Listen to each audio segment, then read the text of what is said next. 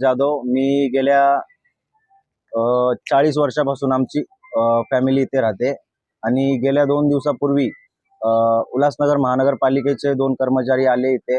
आम्हाला बोलले की तुम्हाला इथून 30-32 घरांना ऑलरेडी म्हणजे नोटीस आली होती आम्हाला मागच्या वर्षी. तर 2 दिवसापूर्वी आले. ते बोलले की तुम्हाला घरं इथून खाली करावे लागतील आणि कोणतीही पूर्व नोटीस आम्हाला दिली नाही. म्हणजे 2 दिवसात खाली करायची त्याची लेखीमध्ये आम्हाला कोणतीही नोटीस दिली नाही आणि खाली करायला सांगितले. गेल्या वर्षी आम्हाला पहिली नोटीस आली होती. त्या नोटीसमध्ये असा उल्लेख केलाय की उल्हासनगर महानगरपालिकेकडून की वालधुनी जी नदी आहे तिचं सुशोभीकरण करायचं, शिवमंदिरचं सुशोभीकरण करायचं आणि वालधुनी नदी मध्ये आमच्या एरियातली 30-32 घरं तो अडथळा निर्माण करतात. अशी पहिली नोटीस आली होती आम्हाला. त्याचं प्रत्युत्तर म्हणून आम्ही त्यांना असं दिलं की ठीक आहे, आम्ही आमच्याकडे जे दस्तावेज आहेत, आम्ही आता तर आलेलो नाहीत, अनधिकृत घरं आहेत नाही. आम्ही गेल्या 40 ते 45 वर्षापासून राहतो. काही आदिवासी बांधव आहेत, ते गेल्या 50 ते 60 वर्षापासून इथे राहतात. असे आम्ही आमचे डॉक्युमेंट होते जे पण 90च्या दशकातले 80च्या दशकातले ते आम्ही त्यांना दिले.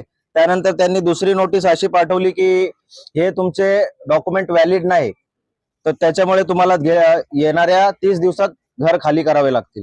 त्याच्यानंतर आम्ही त्यांना दुसरा जबाबमध्ये असं लिहिलं की ठीक आहे, आमचं मंदिराचं सुशोभीकरणासाठी आमचा विरोध नाही, आमचं पुनर्वसन करा आणि आम्हाला दुसरीकडे कुठे व्यवस्थित स्थापन करा.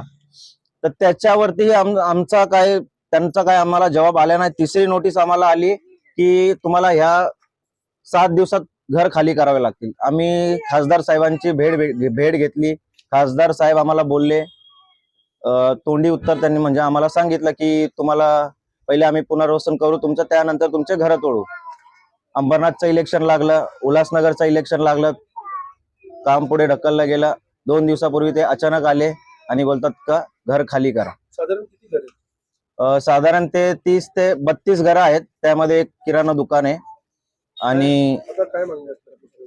आमची मागणी एकच आहे की आमचं पुनर्वसन करावं आधी तर, कारण सर्व घरं हे मिनिमम 25 ते पुढे 50 वर्षापर्यंतची घरं आहेत. जर आमचं पुनर्वसन झालं नाही तर पुढची आमची भूमिका राहील. आम्ही जे संविधानाच्या मार्गाने जो लागेल कोर्टाची परवानगी घेऊ, आम्ही कोर्टाकडे जाण्याचा प्रयत्न करू. यात मग पुढची भूमिका सांगू तसं.